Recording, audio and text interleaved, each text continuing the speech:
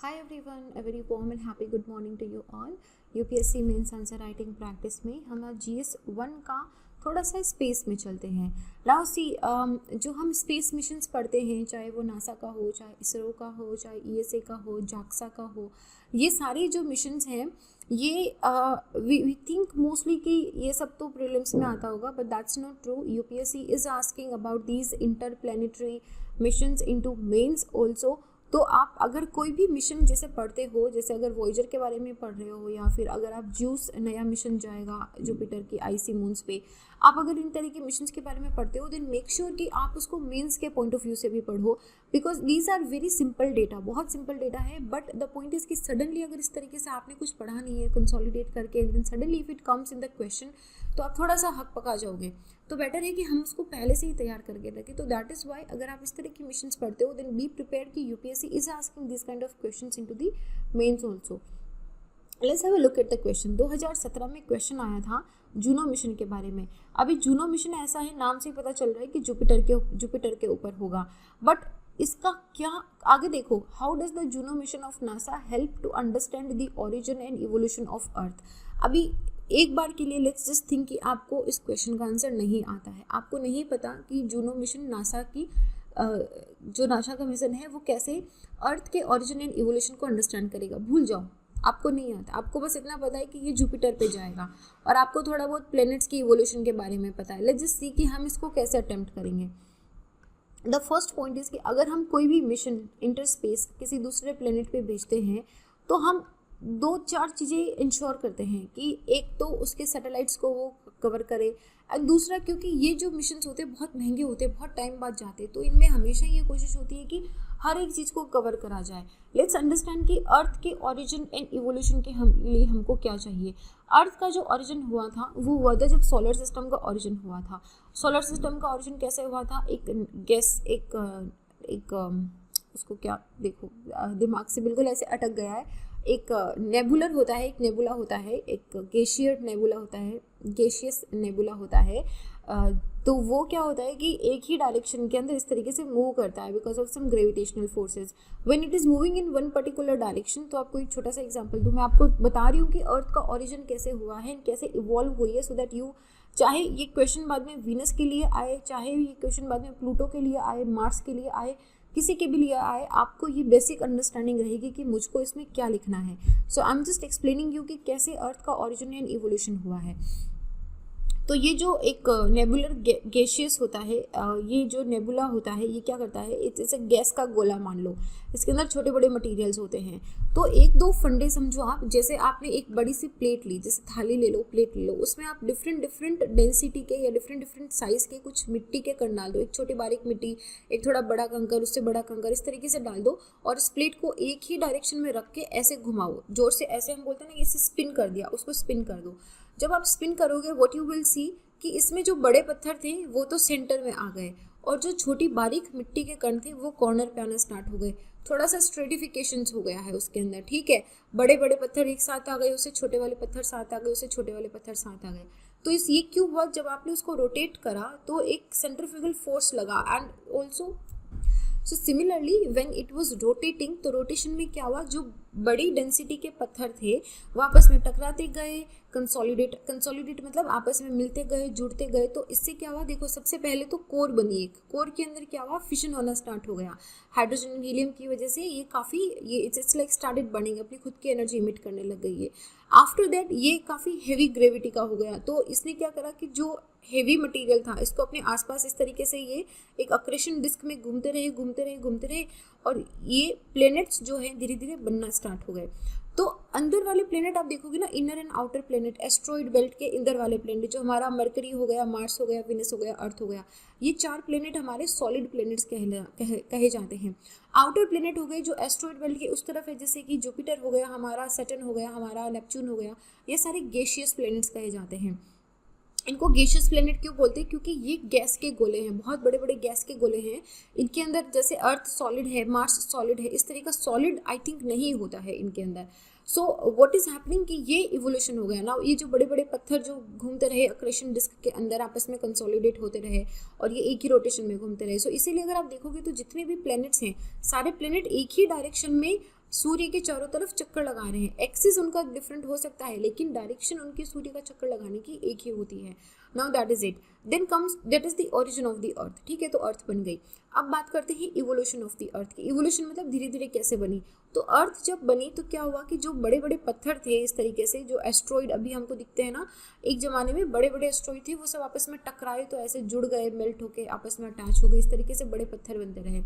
Now ये जब जुड़ के आपस में टकरा के बने तो इनिशियली जब अर्थ था तो वो ये एक हॉट, ऐसे मानो कि एक आग का उबलता हुआ गोला था। ये आग का उबलता हुआ गोला धीरे धीरे ठंडा होना स्टार्ट हुआ, फिर इसके अंदर डिफरेंट लेयर्स बनी, इसके अंदर कोर बना, inner core, outer core, mental बना इसके अंदर, फिर इसके अंदर क्रस्ट बना। तो इस तरीके से सारा बनता गया, धीरे धीरे ठंडा होता गया। अभी भी अर्थ का इंटीरियर बहुत गर्म है, बहुत सारी इसमें रेडियो एक्टिव की वजह से, फ्रिक्शन की वजह से, जो ये हमारी उसको हम बोलते हैं ना, देखो मैं भूल गई इसको। सो इन सब की वजह से अर्थ का जो इंटीरियर है वो अभी भी काफ़ी गर्म है। नाउ व्हाट इज़ हैपनिंग कि इवोल्यूशन धीरे धीरे ठंडी होती रही, धीरे धीरे इसकी क्रस्ट बनती गई, फिर प्लेट टेक्टोनिक की थ्योरी होती गई, जो अर्थ का मैग्नेटिक पोर्शन है वो भी हम समझते गए, तो ये अर्थ का इवोल्यूशन हुआ। Why understanding the evolution of different planet will help in understanding the evolution of earth also.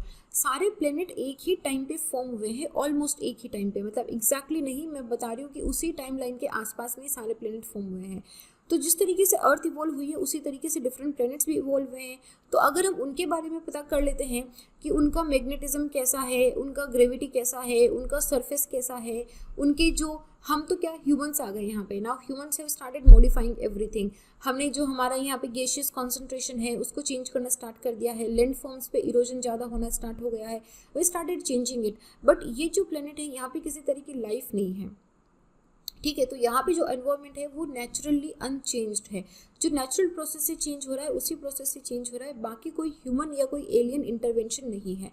तो अंडरस्टैंडिंग दीज एटमॉस्फेयर्स एंड अंडरस्टैंडिंग कि ये प्लैनेट्स कैसे दिखते हैं, कैसे इवॉल्व हुए हैं, क्या उनका एटमॉस्फेरिक कॉन्सेंट्रेशन है, ये सारी चीज़ें पता होने पे हमको ये भी पता चल जाएगा कि अर्थ पहले ऐसी थी और धीरे धीरे इस तरीके से इवॉल्व हुई है, ठीक है। अभी जैसे लाइफ आ गई अर्थ पे, अर्थ जो है वो गोल्डीलॉक्स जोन के अंदर है, तो उसकी वजह से यहाँ पे अर्थ का ह्यूमन का सर्वाइवल काफ़ी अच्छा हो गया था। तो ये सारी चीज़ें एक छोटा सा बेसिक समझ आया ऑरिजिन एंड इवोल्यूशन का। अभी कंटेंट पे आओ।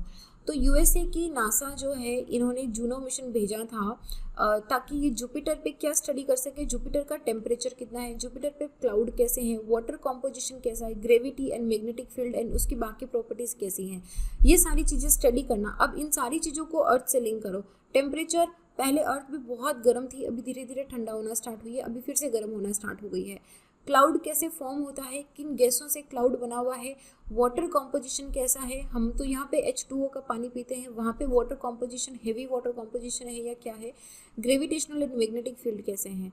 ग्रीक एंड रोमन मिथोलॉजी के अंदर आप जब बात करोगे तो जो जुपिटर है इसको ऐसे मानते हैं कि ये it has a well of cloud. अगर आप जुपिटर का पिक्चर भी देखोगे तो आपको ऐसे उसमें ऑरेंज, ग्रीनिश इस तरह के पिक्चर्स दिखाई देंगे, एक बहुत बड़ा सा यहाँ पे स्ट्रॉम दिखाई देगा। तो ये मतलब ये तो खैर जुपिटर की एंशिएंट स्टोरी है। तो ये जो जूनो है ये इन क्लाउड के अंदर से जाके स्टडी करी है इसने एक्चुअली, कि किस तरीके से ये जुपिटर प्लैनेट का स्ट्रक्चर क्या है, ये किस तरीके से इवॉल्व हुआ है, ताकि हम अपनी नॉलेज अबाउट अर्थ भी स्टार्ट कर सकें। तो this is about the formation of the solar system, कि कैसे फॉर्मेशन हुआ है। तो मैंने आपको समझा दिया है, वैसे एक बार इसको रीड आउट कर लेते हैं। जब सन का ओरिजिन हुआ था तो उसके बाद में न्यूक्लियर फ्यूजन होना स्टार्ट हो गया था। तो उस न्यूक्लियर फ्यूजन की वजह से सेंट्रल विंड जनरेट हुई। तो सेंट्रल विंड से क्या हुआ कि चारों तरफ ये जो gaseous dust particle and gas थी इसके चारों तरफ चक्कर लगाने लग गए, घूमने लग गए। तो उसकी वजह से डस्ट एंड पार्टिकल कोलैप्स हुए, आपस में टकराए, टूटे, टकराए, तो उसकी वजह से प्लैनेट्स फॉर्म हुए। तो प्लैनेट जो है सोलर नेबुला से, अच्छा ये मैं बोलना चाह रही थी सोलर नेबुला, मैं पता नहीं क्यों गैसियस नेबुला बोल रही थी।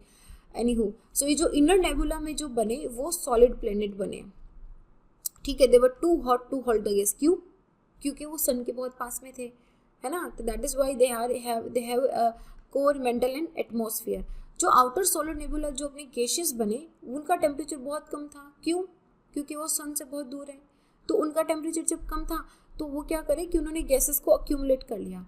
अच्छा देखो, मून पे गैस क्यों नहीं है? मून पे किसी तरह का एटमॉस्फेयर नहीं है, मार्स पे भी एटमॉस्फेयर बहुत कम है। तो इसका रीज़न क्या है कि ये सोलर विंड के साथ में एटमॉस्फेयर को उड़ा के लेके चली जाती है, that is one of the reasons, ठीक है। तो और दूसरा, जब ये बहुत गर्म होता है गैस हल्की होके ऊपर उठ जाती है और ऊपर उठ के वो एनीवेज भी निकल जाती है, वहाँ पे सोलर विंड के साथ चली जाती है। लेकिन जो प्लैनेट्स दूर हैं, जुपिटर, सैटर्न, यूरेनस, नेपच्यून, ये सारे बहुत दूर हैं, ठंडे प्लैनेट हैं, तो इनमें गैस गर्म होकर ऊपर उठ के उड़ नहीं जाती और सोलर विंड जो वहाँ पे उस गैस को लेके नहीं चली जाती है। तो इसकी वजह से वहाँ पे गैशियस ऐसे क्लाउड दिखाई देते हैं हमको। तो यहाँ पे ये जो गैशियस क्लाउड है ये हाइड्रोजन, हीलियम, अमोनिया, मीथेन, इन सबसे बना हुआ है। कोर एंड मेंटल कैसा है उसकी इन्फॉर्मेशन अभी बाकी है। तो स्टडी ऑफ जुपिटर क्यों बाकी है? देखो, एक तो जुपिटर बहुत बड़ा है, बहुत बड़ा है, it has a very influential history story in the solar system. अगर जब तक हम ये नहीं समझेंगे कि जुपिटर कैसे बना, जुपिटर का कैसे इवोल्यूशन हुआ है, it will be incomplete to study the solar system and the earth itself. और हमको अभी तक पता नहीं है जुपिटर के बारे में ज़्यादा कि किस चीज़ से बना हुआ है, उसके जो क्लाउड्स हैं वो कैसे दिखते हैं, उसका मैग्नेटिक फील्ड कहाँ से आता है, अरोरास कहाँ से आ रहे हैं। कुछ टाइम पहले हमने जुपिटर के अरोरास पे भी बनाया था।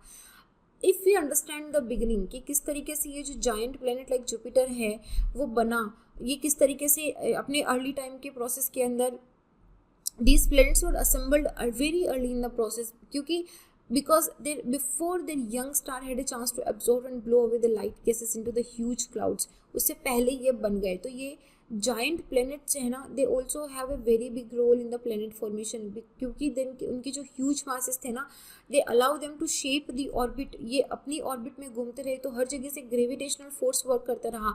अंडरस्टैंड व्हाट इज सेइंग कि तो सन का ग्रेविटेशनल फोर्स है, यहाँ पे जुपिटर है, नेपच्यून है, यूरेनस है, तो इन सब का भी ग्रेविटेशनल तो होगा ही। तो बीच में जो ये सॉलिड प्लैनेट्स बने ना, इनको सोलर सन की तरफ से भी ग्रेविटेशनल फोर्स लग रहा था और इनको Jupiter and in these gaseous planet की तरफ से भी लग रहा था।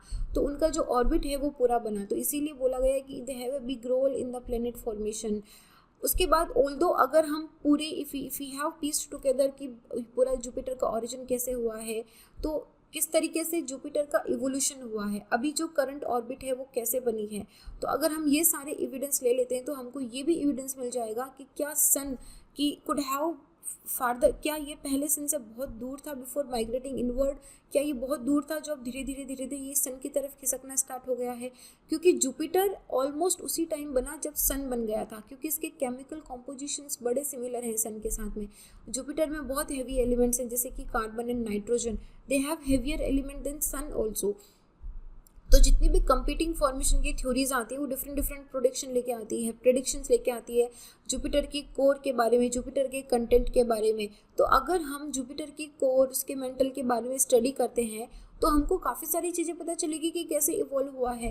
And also about water also, if you know about the water also, determining the amount of water, कितना वाटर है, कितना ऑक्सीजन है इसमें, then we will have not only the understanding कि प्लेनेट कैसे फॉर्म हुआ है, बल्कि किस तरीके से ये जो हैवी एलिमेंट्स हैं they were transformed across the solar system. ये जो हैवी मेटल्स होते हैं, हैवी एलिमेंट्स होते हैं, ये रॉकी प्लेनेट की एग्जिस्टेंस के लिए बहुत क्रूशियल होते हैं, particularly for life also. And ऐसे में जुपिटर एक बेस्ट एग्जाम्पल है, एक ऐसा गैसियस जायंट है जिसकी हिस्ट्री अगर हमने समझ ली, then we can understand history of all the giant planets we have discovered into other stars also। जैसे हमारा सोलर सिस्टम है वैसे बाकी सोलर सिस्टम भी होंगे। तो if you understand Jupiter, not only it will help in understanding हमारा खुद का सोलर सिस्टम, बट बाकी के अगर इसी तरह के कोई स्टार सिस्टम, सोलर सिस्टम दिखाई देता है तो वहाँ पे भी इवोल्यूशन हम समझ सकते हैं। Jupiter took most of the masses that blew away from the sun, जो सन से निकला था काफ़ी सारा मास जुपिटर ने कैप्चर कर लिया था। It has twice the combined material of other bodies in the solar system also. तो अगर इसकी कॉम्पोजिशन की स्टडी करेंगे तो it will unlock many keys की जो हैवी एलिमेंट्स हैं जो अर्थ में नहीं है बट ओरिजिनली प्रेजेंट हुआ करते थे अर्थ में वो हैवी एलिमेंट, बट अब नहीं है, तो वो कहाँ गए। सन की जैसे अर्थ के पास तो सोलर विंड बहुत तेज़ी से आती है, लेकिन जुपिटर क्योंकि बहुत दूर है और ठंडा भी है और काफ़ी बड़ा भी है, तो जितना ज़्यादा बड़ा है उसका ग्रेविटी भी उतना ही है, लेकिन हालांकि ये हल्का, इसका डेंसिटी उतना नहीं है, तो उसकी वजह से इतना ज़्यादा इसका बहुत ज़्यादा ग्रेविटेशनल फोर्स नहीं होता है जितना कि सॉलिड मटेरियल का अगर जुपिटर होता तो होता। तो सोलर विंड जो है वो जुपिटर की हाइड्रोजन एंड हीलियम को ब्लो अवे नहीं कर पाई क्योंकि डिस्टेंस बहुत है। अर्थ तो बहुत पास में है, जुपिटर काफ़ी दूर है, तो इसमें जुपिटर का जो डी गैसिंग वाला मटेरियल है ना, डी गैसिंग नहीं हुआ है। तो डी गैसिंग की वजह से जो मटेरियल इसकी इवोल्यूशन में इसके कोर एंड मेंटल के बनने के टाइम पे जब बाहर निकला था एटमॉस्फेयर पे, वो डीगैसिंग जब हुई थी, तो वो डीगैसिंग का मटेरियल अभी भी वहाँ अवेलेबल है। तो if we understand that, we can also understand कि अर्थ का एटमॉस्फेयर कैसे बना था, उस वक्त पे क्या था। Due to extreme atmospheric pressure also Jupiter पे जो हाइड्रोजन है वो लिक्विड में हो जाती है और वो लार्ज ओशंस बनाती है। Yes, you heard it right, it has large oceans of liquid hydrogen. और यहाँ पे इट विल ऑल्सो अंडरस्टैंड कि हमारा जो एटमॉस्फेरिक गैसेज है वो अर्थ के ओरिजिन के टाइम पे किस तरीके से बिहेव करता था। Then we have the gravitational force also. अगर आप जुपिटर का ग्रेविटेशनल फोर्स अंडरस्टैंड करते हो विच इज़ सो इनॉर्मस, क्योंकि इसका बहुत, because it effects orbit of other planets also. जैसे मैंने आपको बताया कि सन है, जुपिटर है, दोनों बड़ी मास बॉडीज़ हैं, तो इसका भी ग्रेविटेशनल फोर्स है और इसका भी ग्रेविटेशनल फोर्स है। तो बाकी जो प्लैनेट बॉडीज़ इनके चारों तरफ घूमती है, they have influence from sun and they have influence from Jupiter, दोनों। तो ये उनका ऑर्बिट बताता है। तो ये हमको ये समझने में कोशिश करेगा कि जो सन का एनुअल जर्नी अराउंड सन है, अर्थ का जो एनुअल जर्नी अराउंड सन है वो कैसे हो रहा है। Jupiter has strongest Arora emissions in the entire system also. तो इसके बारे में हमने बात भी करी कि जुपिटर के अरोरास किस तरीके से होते हैं, क्यों होते हैं। इसका जो प्लैनेट, इसका जो सैटेलाइट है आयो, उसकी वजह से होता है। Then effect of Jupiter's gravity और इसका जो मैग्नेटिज्म है वो इसके मून पे किस तरीके से पड़ता है। तो ये हमको अर्थ और मून का रिलेशनशिप अंडरस्टैंड करने में मदद करेगा। And we don't know, we might come to a mathematical formula also which might help in shortlisting वो ऐसे planet जहाँ पे life form हो सकती है। This might even we don't know, अभी तो हमने data लेना start करा है, data को analyze करना start करा, अभी we have started working on it, but आगे चल के वो डेटा कितना इवॉल्व होता है, क्या उसमें से हम लोग फाइंडिंग करते हैं, that's completely a task of the future. लेकिन हमारे प्लेनेट में क्योंकि जुपिटर सबसे बड़ा सरफेस है, सबसे बड़ा बिगेस्ट ओशन है, यहाँ पे strongest gravity and strongest magnetism है, तो ये पूरे सोलर सिस्टम का, हमारे एटमॉस्फेयर का, गैसियस कॉम्पोजिशन का, इन सारी चीज़ों का रिलेशनशिप होल्ड करता है, इन सारी चीज़ों का आंसर होल्ड करता है। तो जूनो से जो डेटा मिलेगा वो definitely it will be very helpful, not just in to understanding the origin and evolution of earth, but in to the origin and evolution of solar system also, other planet also. अगर बाकी कहीं पे हमको extra solar planets मिलते हैं तो वहाँ पे भी ये अंडरस्टैंड करने में हमको हेल्प करेगा। So this was the question about Juno. Juno के बारे में वापस रिपीटेड क्वेश्चन नहीं आएगा, बट आई होप कि आपको एक आइडिया लग गया होगा कि अगर इस तरह का इस मिशन पे कोई क्वेश्चन आता है, then you need to write about water, you need to write about atmosphere, you need to write about gravity, you need to write about magnetism, you need to write about core, you need to write about satellites, you need to talk about mental। इस तरह की चीज़ों पे आपको बात करनी है, आपको क्लाउड पे बात करनी है, आपको बेसिक फॉर्मेशन क्या कैसे होती है उन सारी चीज़ों पे बात करनी है। इतना लग दोगे सॉर्टेड है क्वेश्चन, बस ये चीज़ें इनको रिलेट करना है अर्थ के ओरिजिन एंड इवोल्यूशन से, and then we will be sorted. So this was it, simple सा क्वेश्चन था, बट आई होप कि आपको समझ आया होगा पूरा इवोल्यूशन कैसे हुआ है, कैसे नेबुला बना है, कैसे नेबुला से हमारे प्लैनेट्स बने हैं, सारे प्लैनेट्स एक ही डायरेक्शन में क्यों मूव करते हैं, and all this small basic information. So this is it, you can actually contact me on Insta और Telegram little_simple_bitha। I will see you guys in the next, and अपना ध्यान रखिए, take care of your physical health, mental health, stay happy, stay hydrated. जय हिंद।